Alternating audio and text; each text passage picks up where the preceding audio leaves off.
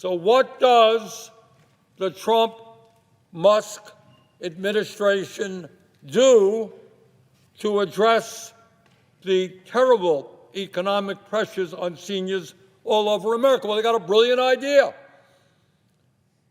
They illegally fire thousands of workers at the Social Security Administration with plans to cut that staff in half. I cannot tell you how many times I have sat here on the floor and I have listened to my Republican colleagues come to the Senate to condemn Vladimir Putin and his brutal invasion of Ukraine. And many of their remarks were right on the money, they were perceptive, and they were right.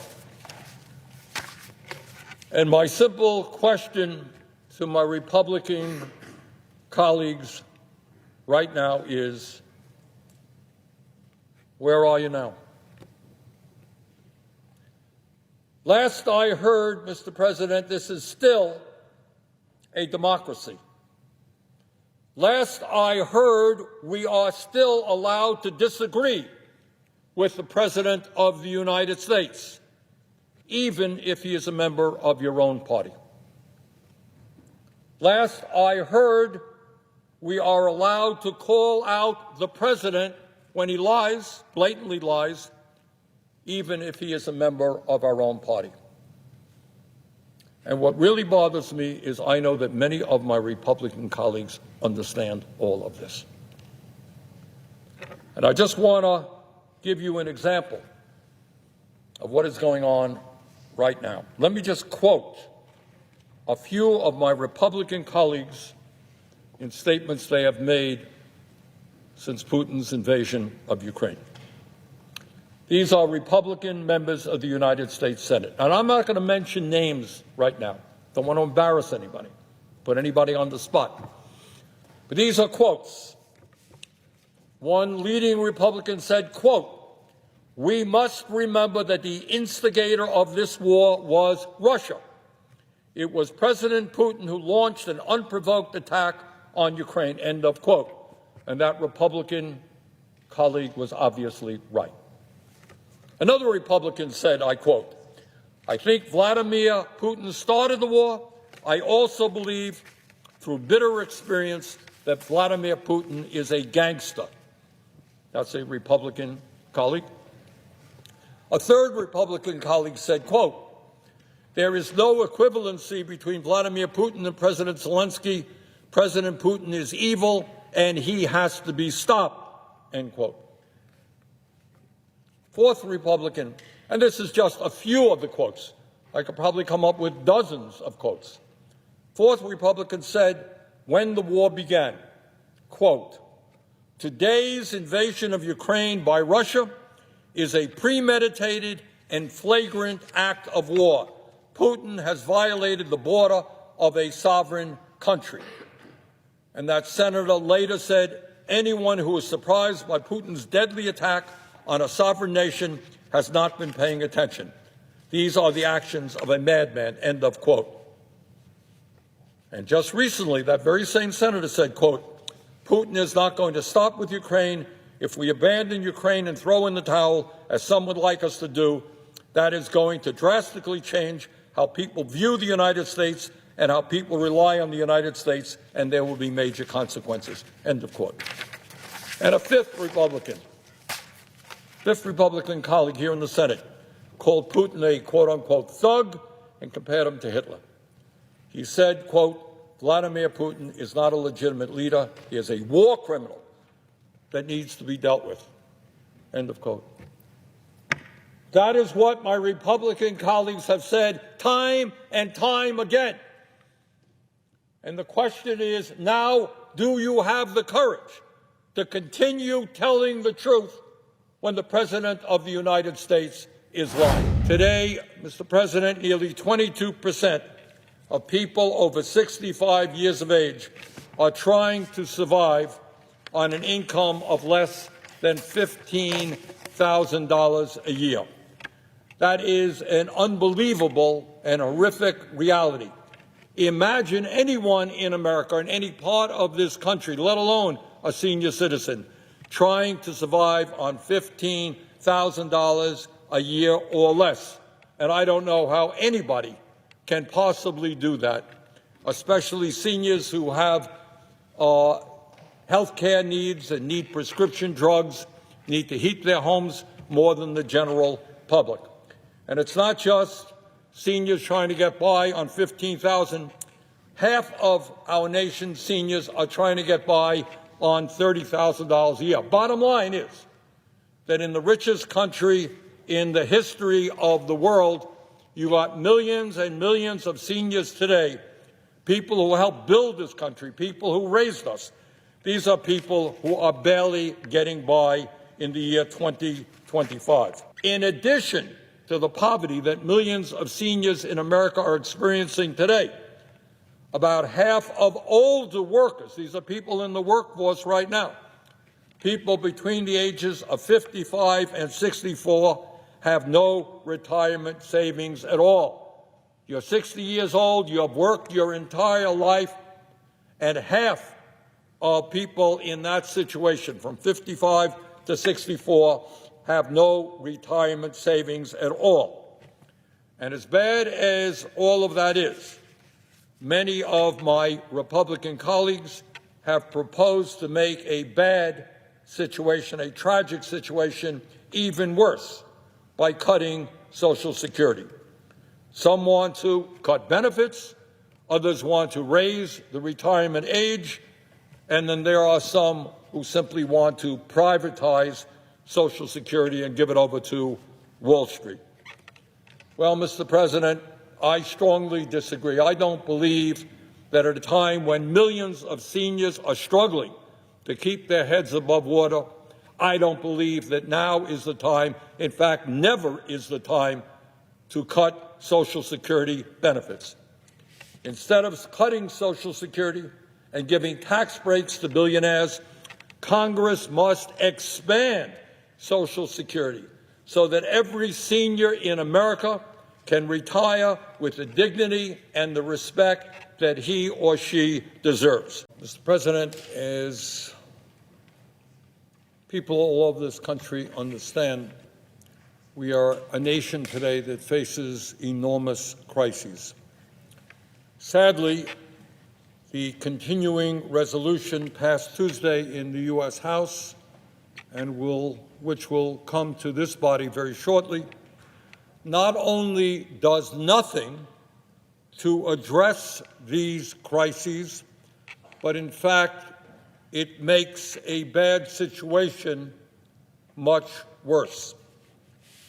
Today, at a time when we have more income and wealth inequality than we have ever had in the history of this country, 60% of our people are living paycheck to paycheck. And what that means, Mr. President, I grew up in a family living paycheck to paycheck. It means that people are worried about how they're going to afford housing. What happens if their landlord raises the rent? People go to the grocery store and they see the high price of food and wonder how they're going to feed their kids. People are looking at the outrageous cost of childcare, but you need childcare if you're going to go to work. How can you afford childcare? Our health care system is dysfunctional. People worry about how they can afford health care if they are lucky enough to be able to find a doctor. That is the reality of what's going on in our country today. Rich are getting richer, working people are struggling, and 800,000 Americans are sleeping out in the streets. So given that reality, what does this bill do? The bill written by the right-wing extremists in the House of Representatives without any bipartisan discussion at all. What does this bill do? Well, let me count the ways that it makes the financial struggles of working people even more difficult than they are today. And it does all of that, Mr. President, to lay the groundwork for massive tax breaks for Elon Musk and the billionaire class. For a start, some 22% of our seniors in this country are trying to survive on $15,000 a year or less, which to me is really quite incredible. I don't know how anybody, let alone a senior, survives on $15,000 a year or less. Half of our seniors are trying to survive on $30,000 a year or less.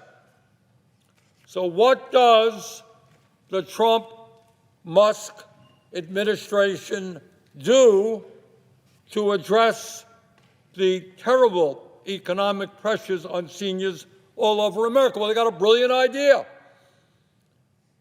They illegally fire thousands of workers at the Social Security Administration with plans to cut that staff in half.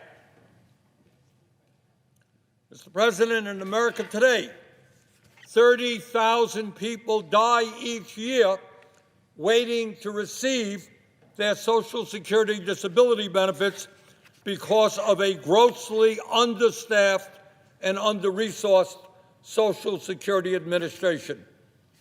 My office, and I expect your office, and I expect every other office, gets calls every day from seniors saying, I'm having a problem with Social Security. I can't make contact with the Social Security people. They're not getting back to me. And that is because today they are understaffed.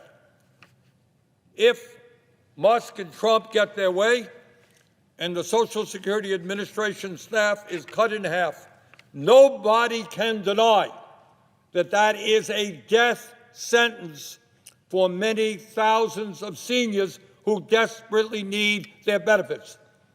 Now, Mr. Musk, who's worth a few $100 billion, may not understand that there are millions of seniors in this country who have nothing in the bank, worry every day how they're going to heat their homes or buy the food that they need.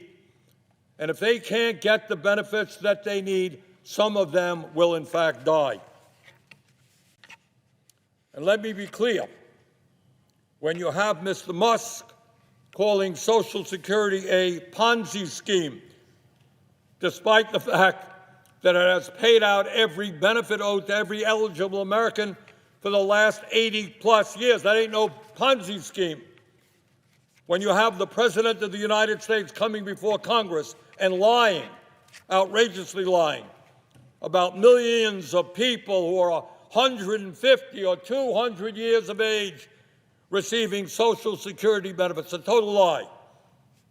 Everybody should understand what's going on. Trump and Musk are laying the groundwork for dismantling the most successful federal program in history, Social Security, a program that keeps over 27 million Americans out of poverty.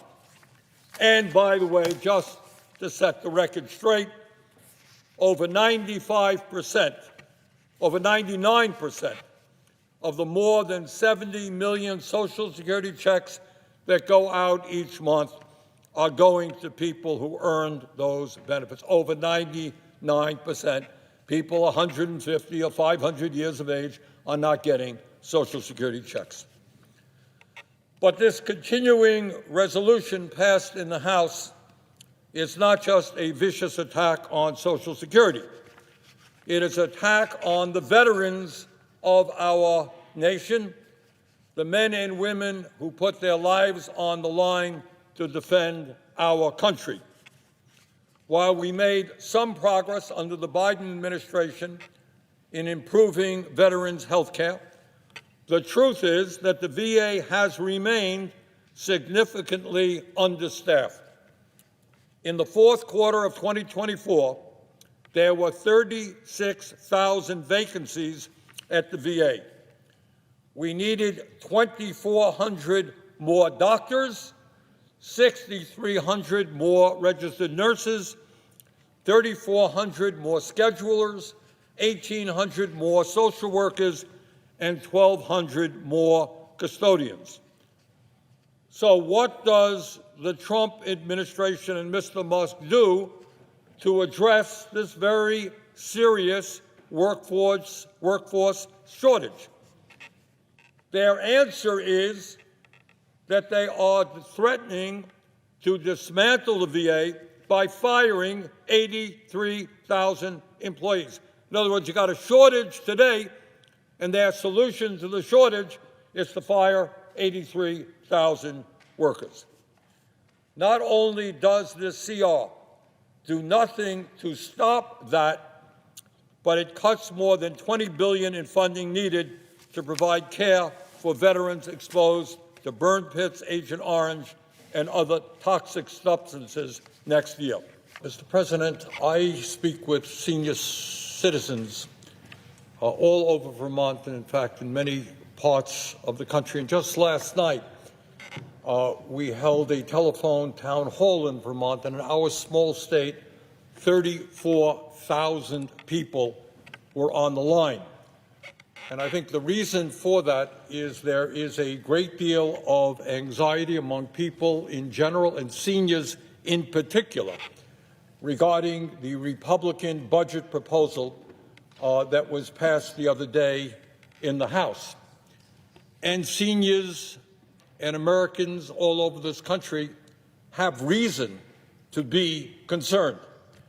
At a time of massive income and wealth inequality, the Republican budget would give over $1 trillion in tax breaks to the top 1%.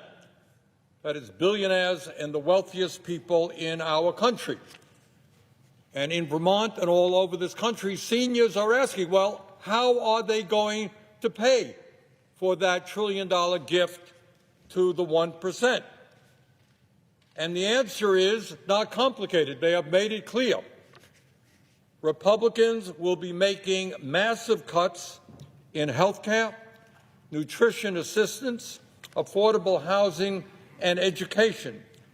These are precisely the programs that working families and kids and the elderly and the sick and the poor most depend upon.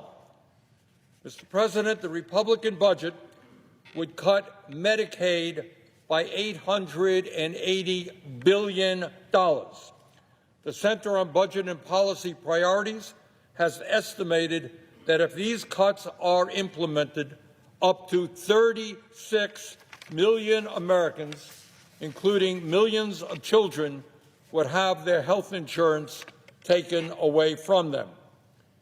And let's be clear, when we have Republicans in the House passing a budget to make massive cuts in Medicaid, we're not just talking about throwing millions of kids off of the health care they need. We're also talking about massive cuts to community health centers, where some 32 million Americans receive the primary health care that they need, and where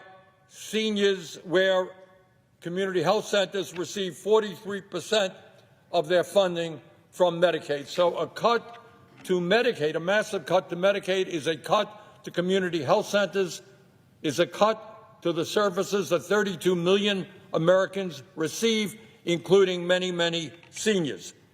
Mr. President, at a time when we have a major crisis in nursing home availability in Vermont and all over this country, let us understand that Medicaid provides for 2 out of every 3 seniors who live in nursing homes.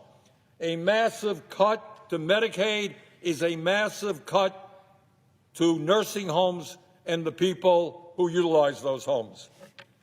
How many seniors would be thrown out of nursing homes if the Republicans cut Medicaid by $880 billion? Nobody knows. But it would be a disaster for working families and their parents. That is for sure.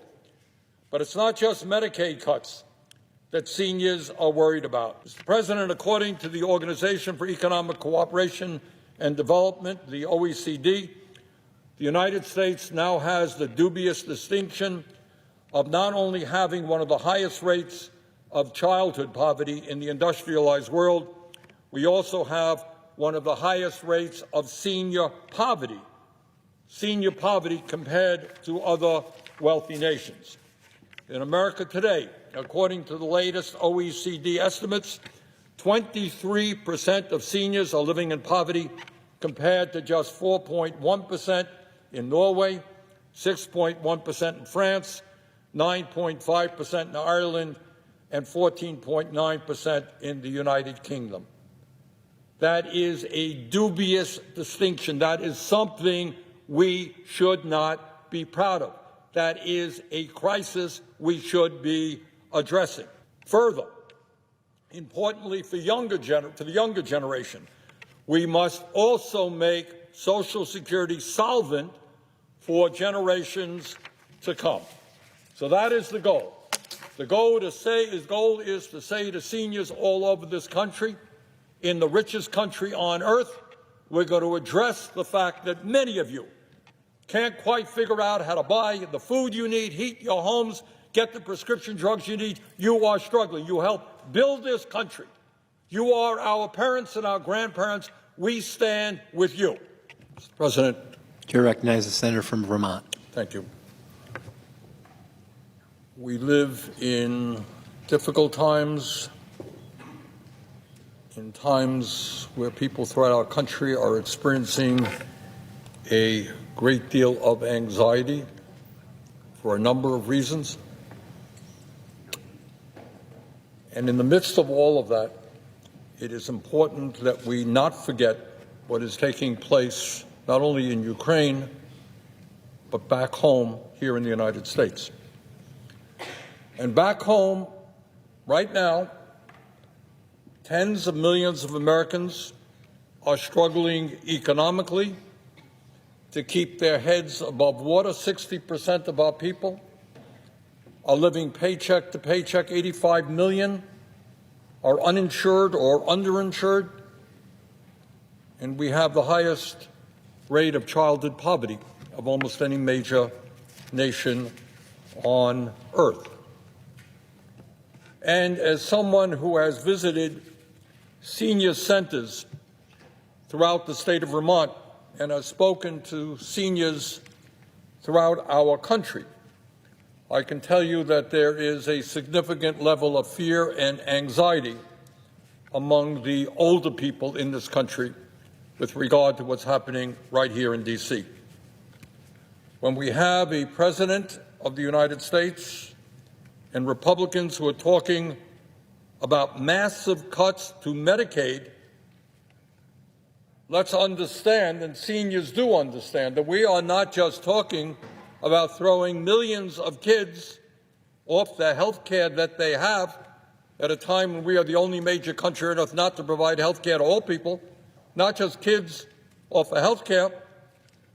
We're talking about massive cuts to community health centers, which receive over 40% of their funding from Medicaid, and where millions of seniors go to get the primary care they need.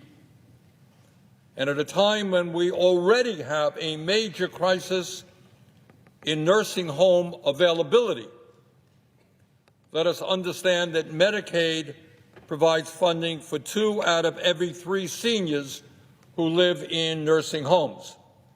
In other words, massive cuts to Medicaid would be a disaster for senior citizens throughout this country. But it is not just Medicaid cuts that worry our seniors. Today, quite unbelievably, and we don't talk about this anywhere near enough, 25% of people in our country who are 65 years of age or older are trying to survive on incomes of $15,000 a year or less. I myself do not know how anybody, let alone a senior with health care needs, can survive on $15,000 a year, but that is what 25% of our seniors are trying to do. Mr. President, this issue of so many seniors struggling to get by, struggling to heat their homes, struggling to buy the food or the prescription drugs they need, this is an issue we must address. And it is a crisis that is unacceptable in the richest country in the history of the world. And that is why, Mr. President, I am proud to tell you that within the next several weeks, I, along with a number of co-sponsors, will be introducing legislation that expands Social Security benefits and extends the solvency of Social Security for decades. You know, we're hearing a lot of talk about cutting Social Security. We should not be talking about cutting Social Security.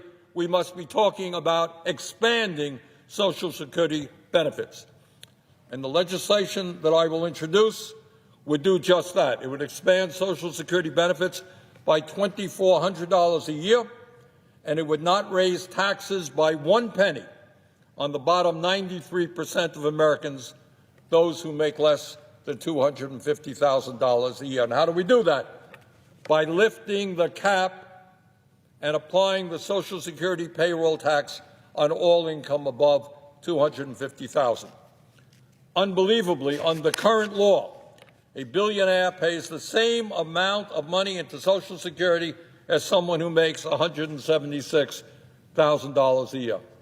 Elon Musk, worth $400 billion, pays the same amount into Social Security as somebody who makes $176,000. That is because under Social Security, there is an absurd cap on taxable income. If we lifted that cap and made sure that millionaires and billionaires paid the same percentage of their income into Social Security as the working class of this country, we could extend the life of Social Security for generations to come and lift millions of seniors out of poverty. Further, Mr. President, when we talk about the needs of senior citizens in this country, I want to mention that I will also be introducing legislation to expand Medicare to cover dental, vision, and hearing. It is unacceptable that millions of seniors are unable to read a newspaper because they cannot afford eyeglasses, can't have conversations with their grandchildren because they can't afford hearing aids, and have trouble eating because they cannot afford dentures. That should not be happening in the United States of America in the year 2025.